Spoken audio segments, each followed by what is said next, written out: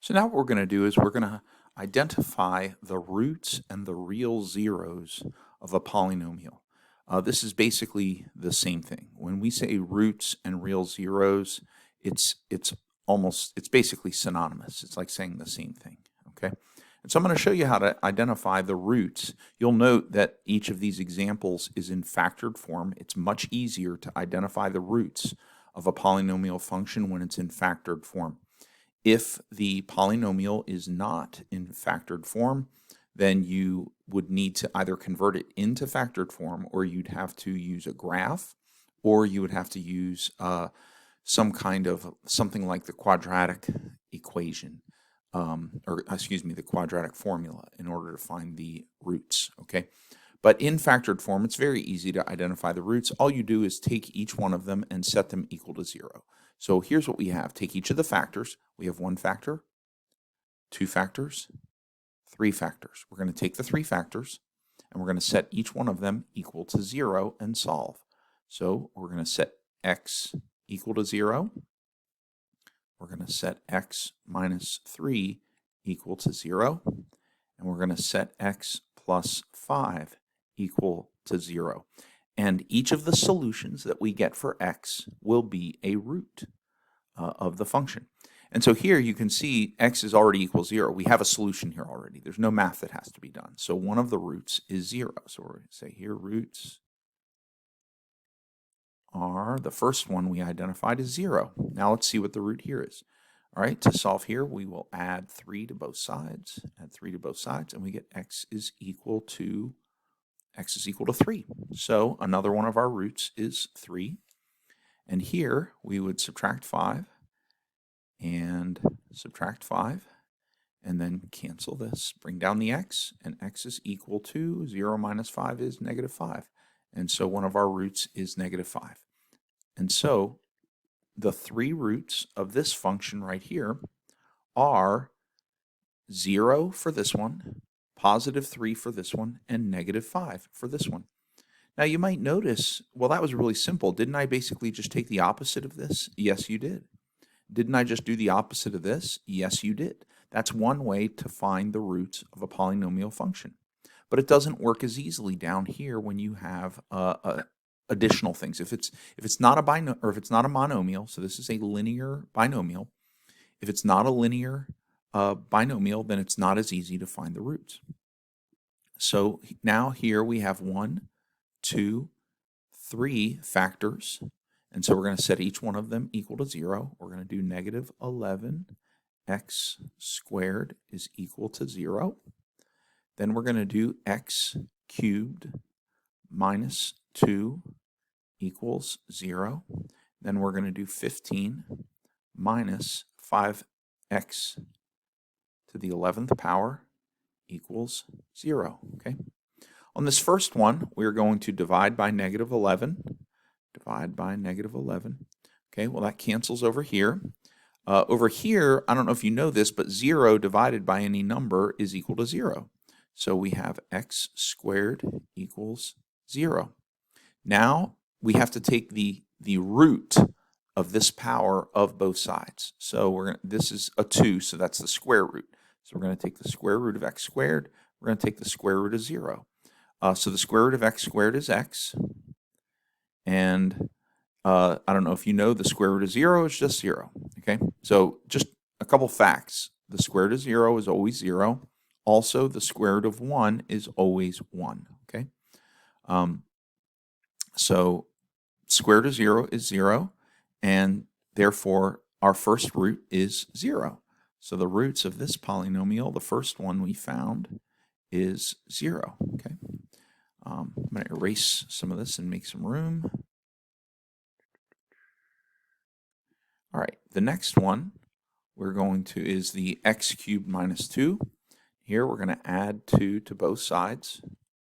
It's going to cancel the negative 2. We're going to bring down the x cubed equals 0 plus 2 is 2. And now this time we're going to do the third root. I don't know if you know what the third root looks like, but basically what you do is you do a 3 with a radical symbol. That's the third root.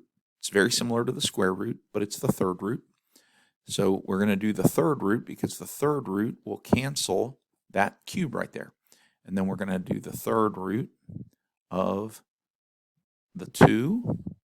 And the third root of x cubed is just x.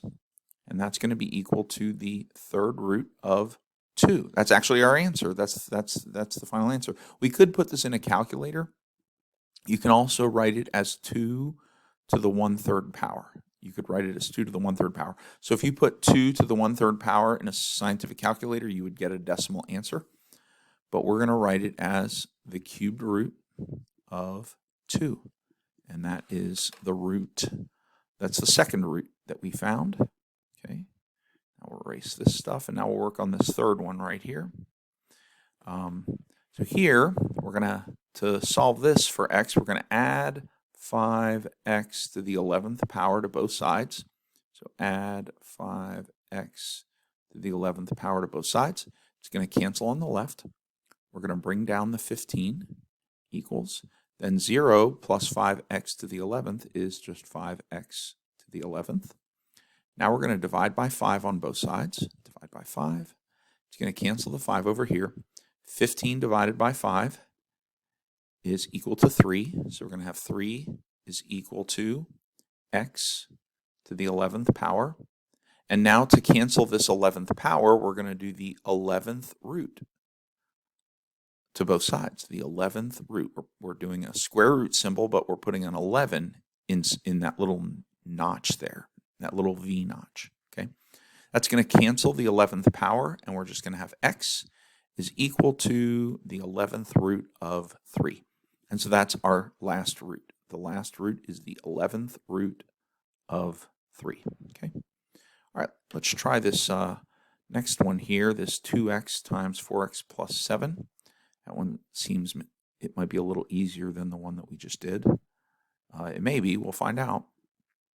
All right, so here we have 3 factors. We have 2x, we have 4x plus 7, and we have 3x minus 10. Okay, so let's set those up. For each one of them, we're going to say that it's equal to 0, so 2x equals 0. Then 4x plus 7 equals 0. Then 3x minus 10 equals 0. Okay, we'll solve each one. 2x equals 0. Well, we're going to divide by 2 on both sides, and that'll give us just x on the left.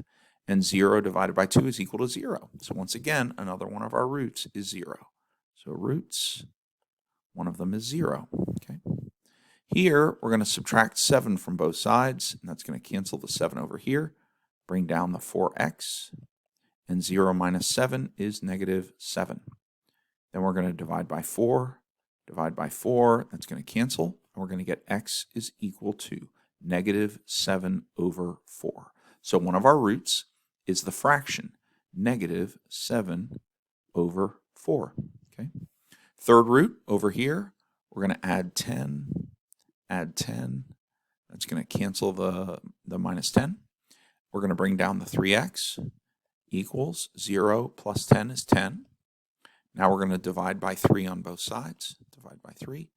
And we get x is equal to 10 over 3. And so our last root on this one is 10 over 3. Okay, so those are the 3 roots of that function.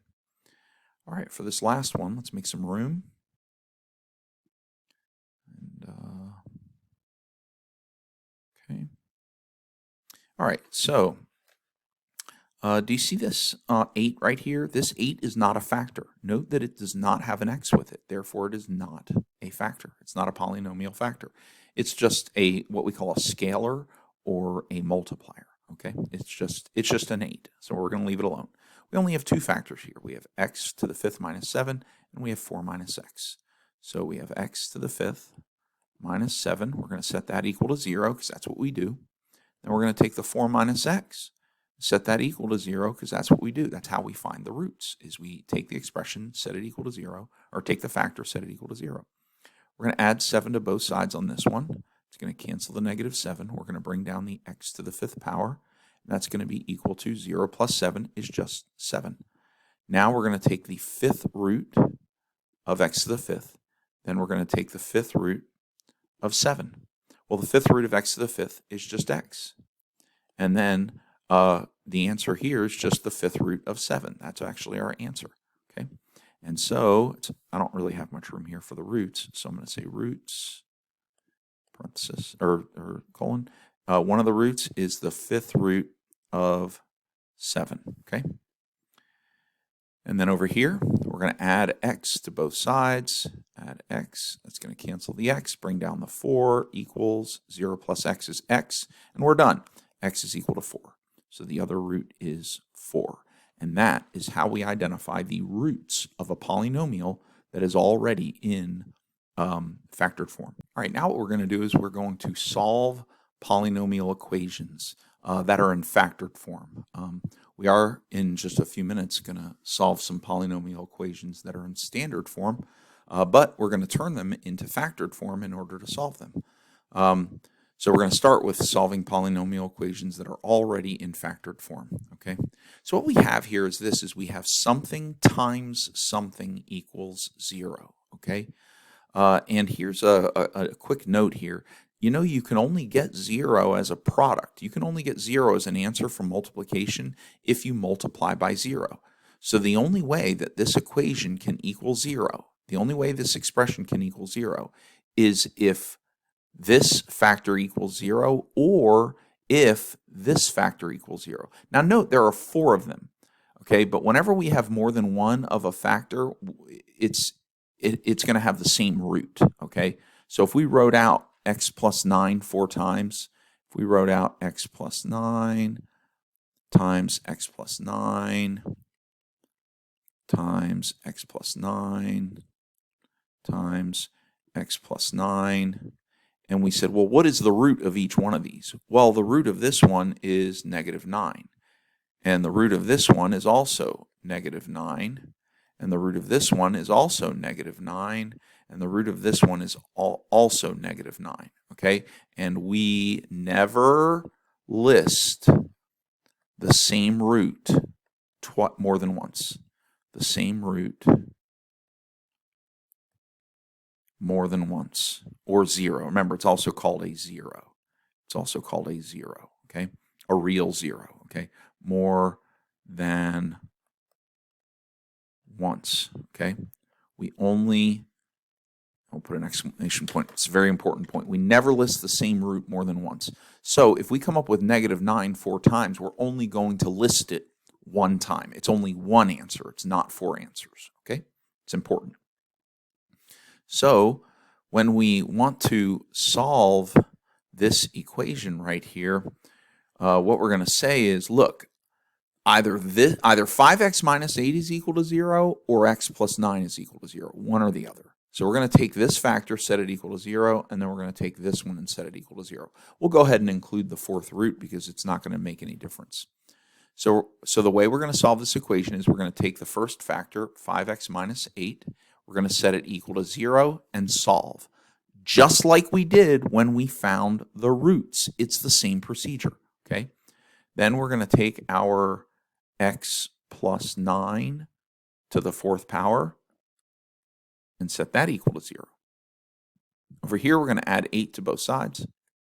That's going to cancel the -8. We're going to bring down the 5x equals 0 plus 8 is 8. Now we're going to divide by 5 on both sides. Divide by 5, cancel the 5, and we get x is equal to 8 over 5. And that is one of our solutions. So I'm going to put a box around it. That's one of our solutions, okay? And then the other solution here, well, we're going to do the 4th root to get rid of that 4th power. So that means we're going to do here, let me move this 0 over here, make this 0 a little farther away so I can have room for my 4th root equals 0. So I'm going to do a 4th root of 0. Well, I already told you that, you know, any root of 0 is still equal to 0.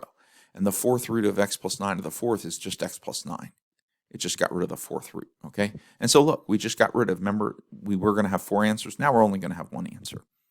So now minus 9, cancel, and we get x is equal to -9. And that's our other solution. And so our two solutions are 8/5 and -9. So over here, all we have to do is take each one of these and set them equal to 0. X plus 1 equals 0. X minus 3 equals 0. X minus 4 equals 0. And x plus 7 equals 0. Well, here we're going to subtract 1 from both sides, and we get x is equal to negative 1. That's one solution. Over here, we're going to add 3 to both sides, and we get x is equal to 3. That's another solution. Over here, we're going to add 4 to both sides, and we get x equals 4. That was easy. And our last solution, we're going to subtract 7 from each side, and we're going to get x is equal to negative 7. Okay? And there we go. We have solved these polynomial equations.